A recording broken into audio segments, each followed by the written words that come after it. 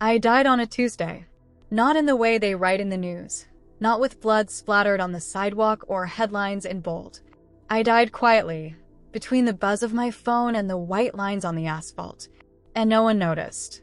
It was around 4:36 p.m., right after school let out. I remember because I just posted a selfie in the parking lot behind Jefferson High, filter on, caption, dead inside a wall. I got 37 likes in the first 2 minutes. Funny, right? I was crossing Ashford Avenue, AirPods in, tuned out, mind somewhere in TikTok oblivion. That's when it hit me, literally. A sharp burst of sound, like glass shattering underwater. A scream I didn't recognize as mine. Then silence. Total, terrifying, holy silence. No pain. No darkness. Just the absence of everything I thought was real. And then I opened my eyes. But it wasn't Earth I woke up to. The sky wasn't a sky. It was endless. No stars, no sun. Just an infinite pale light that hummed like a song I couldn't quite remember. The ground under my feet was nothing. It didn't look like anything, but somehow I stood on it. I wasn't wearing my clothes anymore. I wasn't even sure I had a body. But I was. My thoughts were louder here. Every memory I had screamed at once, like old videos playing on full volume in 100 taps. Every regret. Every scroll. Every word I'd typed instead of praying. And then he came. Not walking. Not floating. Just appearing. Like the world reshaped itself to make room for him. I didn't need to ask who he was. My heart knew. It was like remembering something I was born to know. Jesus. But not like a stained glass window. Not church. Not religion. He wasn't distant. He was closer than thought. And looking at me with eyes that held fire and forgiveness at the same time. He didn't speak. His voice was inside me. Ava. Hearing him say my name felt like warmth uncoiling in my chest, like sunlight after a lifetime in fluorescent light. But then came the weight. Like something ancient pressing on my soul. You are not dead, but you have been dying for a long time. My breath caught. This world you think is real, the scrolling, the noise, the performance. It is not life. And then he showed me. I don't know how to describe it except to say, I saw the world the way he sees it. Not just the surface. Not the pretty faces, or filters, or comments. I saw behind it. I saw threads. Thick, sticky webs made of distraction and vanity, tying people down. Their eyes glued to glowing screens that fed off their attention like leeches. I saw hearts caving in, souls shrinking, voices screaming for meaning under a flood of likes, loops, and lies. And I saw myself. 14 with more selfies than prayers. I saw nights spent lost in the scroll, whispering I'm fine, while something holy inside me starved. I wanted to run, to scream, to hide. But his gaze held me, not to shame me, but to wake me. Do you know what prayer is, Ava? It is not a ritual. It is not a performance. It is the air your soul was made to breathe. Tears I didn't know I could cry poured from something deeper than my eyes. I had been dying, not from the car, but from the emptiness I let into my heart. He didn't condemn me. He didn't say I was too far gone. Instead, he opened his hand, and light poured out like a river. You may still return. That's when I felt the tug, a pull back toward the world, like gravity in reverse. I wanted to stay. I wanted to fall at his feet and never leave. But he whispered one more thing. Tell them. Show them. Teach them to breathe again. And then, I woke up. Beeping machines. Hospital lights. My mom's sobs in the corner.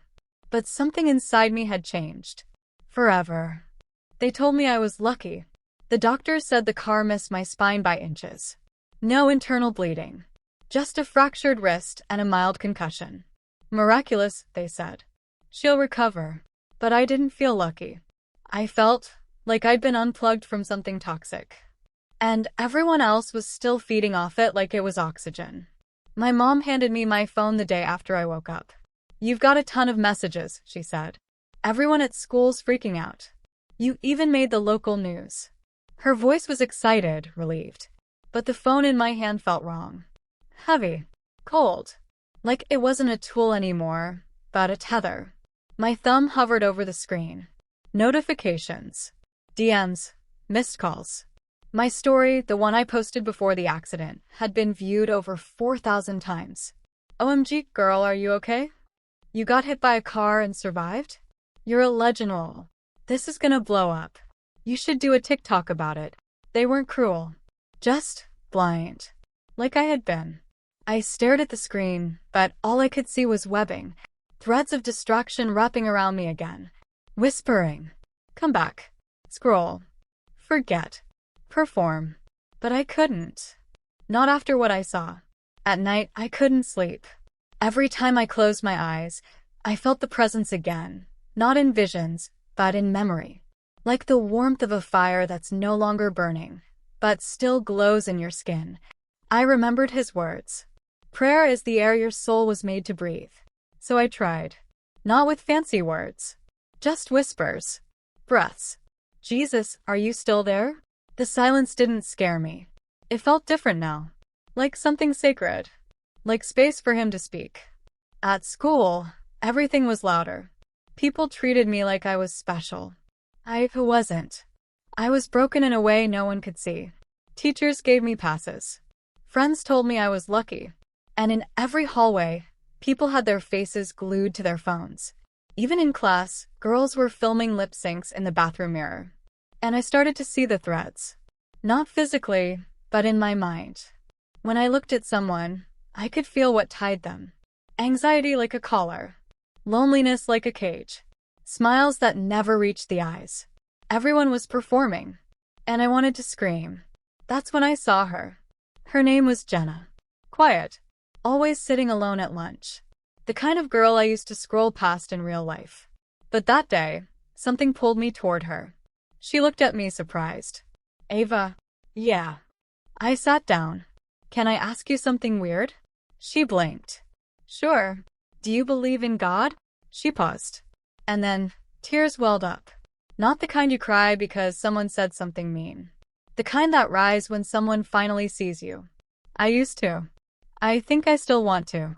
And right there, in a school cafeteria with fluorescent lights and the buzz of Instagram reels in the background, we prayed. 2 girls. No script. No pastor. Just broken hearts breathing for the first time. Later that night, I turned off my phone. Not just mute it. Off. I opened the Bible app one hadn't touched in a year. I didn't know where to start.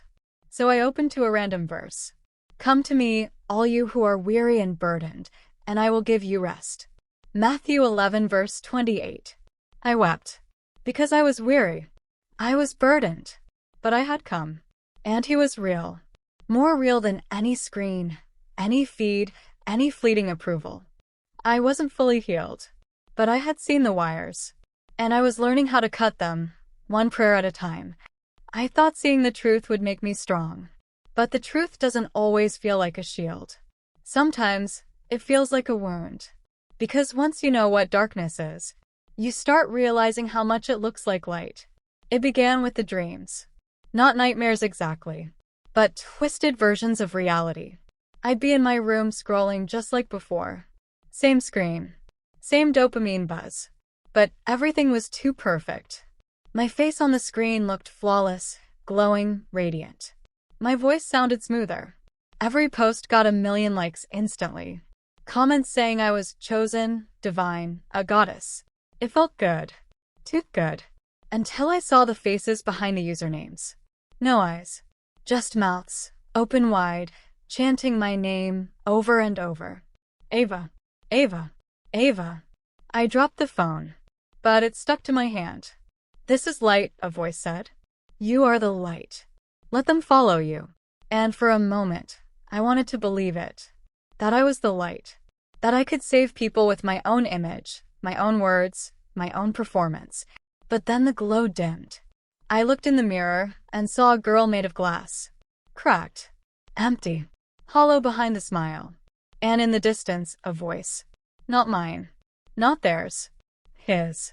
You were not made to be worshipped. You were made to kneel. I woke up shaking, drenched in sweat. The next day at school, it got worse. A video of me and Jenna praying in the cafeteria had somehow leaked. Someone filmed it. No context. Just me, head bowed, whispering to God. It had over 12,000 views by morning. The comments weren't kind. Is she starting a cult? Lol, girl went religious after getting hit by a car. Cringe. Just do a trend like normal PPL. I felt exposed. Mocked. A part of me screamed, delete it. Hide. Go back. But I didn't. Instead, I took a deep breath, walked into the bathroom, locked the stall, and prayed. Not for revenge. Not for validation. Jesus, help me not disappear. And the silence that followed wasn't empty. It was thick, like being held. That night, I sat in bed with my phone off again. My hand twitched for it. The habit hadn't died yet. But instead, I reached for the tiny wooden cross Jenna had given me earlier. Nothing fancy. Just 2 splinters tied with string. This helped me when I almost gave up, she'd said. Now it's yours. And I realized something. The fake light, the one that promised fame, love, relevance, it feeds on fear. Fear of being invisible, of not being enough. But real light asks for nothing but your surrender. I started praying more. In secret. In silence. Sometimes just breathing the name, Jesus. Sometimes crying it. And slowly, I noticed something changing. Not in the world, in me. That hunger I always felt, the one I tried to feed with attention and screens. It wasn't as loud anymore. Not gone. But quieter. Manageable. Because I'd started feeding it truth instead. One night, I dreamed again. But this time the room was empty. No fake followers. No mirrors. Just a narrow path, lit by soft golden light. And at the end, him. Arms open. Not saying anything. Just waiting. Not for performance. Not for perfection. Just for me. You don't win against darkness by yelling at it. You win by kneeling. But I didn't know that yet. Not until the fire.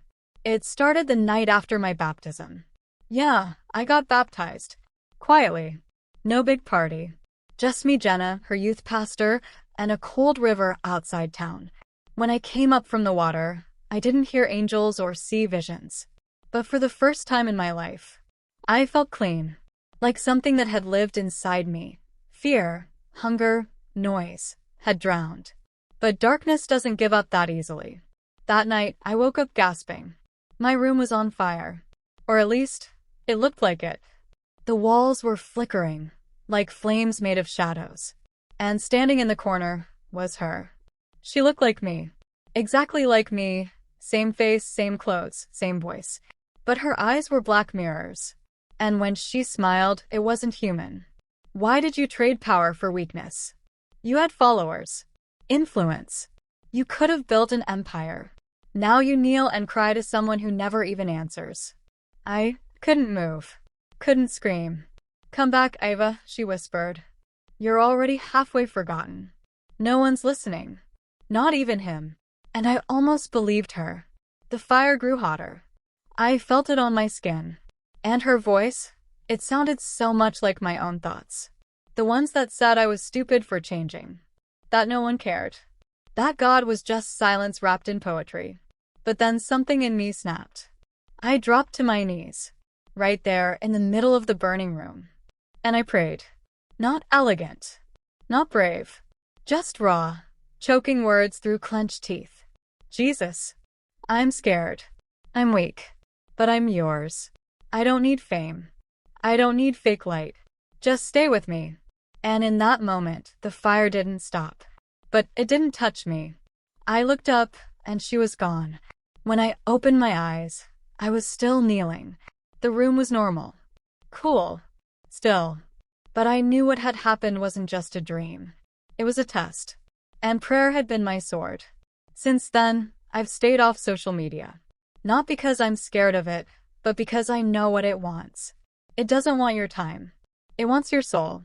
I've started helping Jenna with youth group. I talk to other girls who feel invisible, trapped, hungry for likes that never satisfy.